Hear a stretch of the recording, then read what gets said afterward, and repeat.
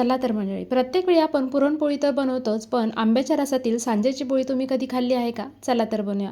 त्यासाठी 2 आंबे कट करून पाणी न घालता मिक्सरमध्ये फिरवून घेतले आहे. 1.5 वाटी पाणी गरम करायला ठेवलं आहे. पाणी गरम होतंय तोपर्यंत दुसऱ्या कढईमध्ये पाव कप तूप, 1 वाटी बारीक रवा मध्यम आचेवर भाजून घ्यायचा.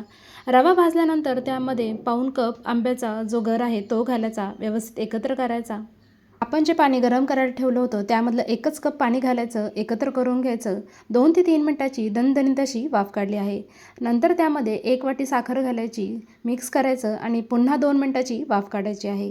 यामध्ये आता विलायची पूड घालायची आणि छान एकत्र करून घ्यायचं आहे. इथे आपला आंब्याच्या रसातला सांजा तयार आहे.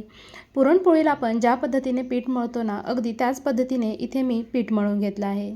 पीठ मळल्यानंतर आता हे झाकून ठेवूया. तोपर्यंत आपला सांजासुद्धा थंड झालेला आहे. छान मळून घ्यायचं आणि त्याचे गोल गोल असे उंडे तयार करून घ्यायचे आहे. पिठाला तूप लावून पुन्हा एकदा हे छान मळून घ्यायचं. आपण जे सांजाचे गोळे तयार केले आहेत ते पिठामध्ये घालायचे.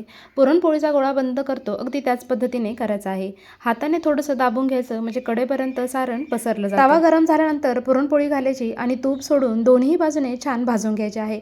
इथे आपल्या अगदी मस्त टम्म फुगणाऱ्या, तोंडात टाकताच विरघळणाऱ्या, मऊ लुसलुशीत आंब्याच्या रसातल्या सांज्याच्या पोळ्या तयार आहेत. सारण तुम्ही पाहू शकता अगदी कडेपर्यंत पसरलेलं आहे.